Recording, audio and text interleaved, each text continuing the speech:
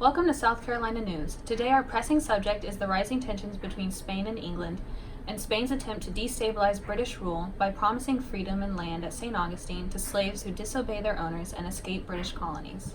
This in turn has led to a rise in tensions between slave and owner across the land, and concerns are growing of how this might affect not only our slaves but slaves across the region.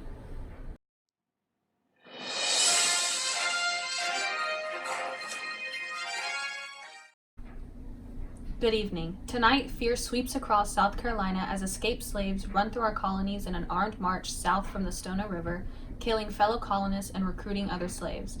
Eyewitness accounts also talk of these slaves shouting such things as liberty and freedom, which leads us to believe this uprising is connected to the Spanish and their promise of freedom.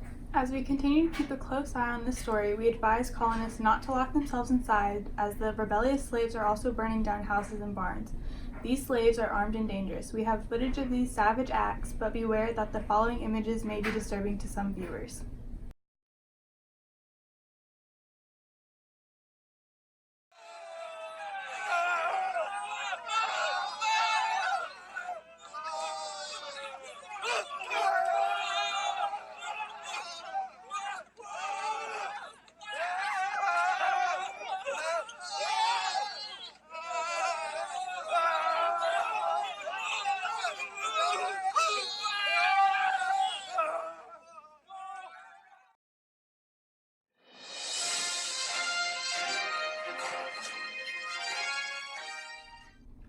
An update on today's earlier event has come through about how this rebellion started. The leader is an Angolan slave from the Carter residence.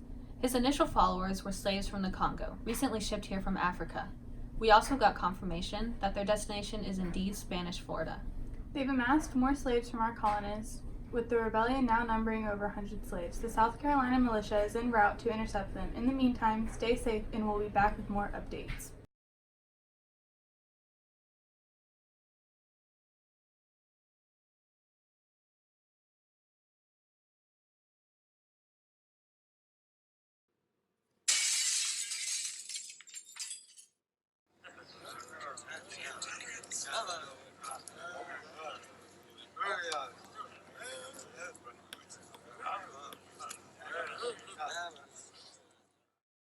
After a long night, about 24 colonists were killed, along with about 200 slaves, some who did not take place in the rebellion.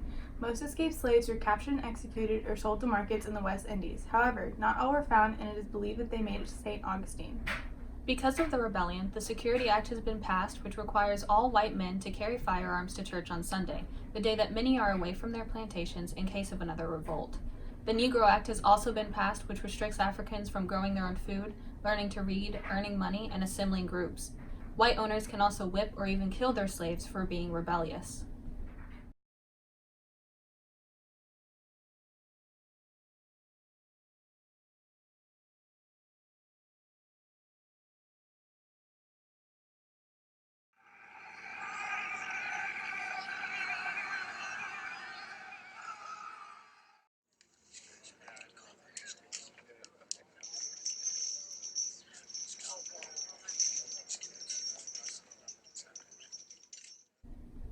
Thank you for tuning into South Carolina News. We hope you've stayed safe throughout tonight's terror, and we want to thank the South Carolina militia for their bravery tonight.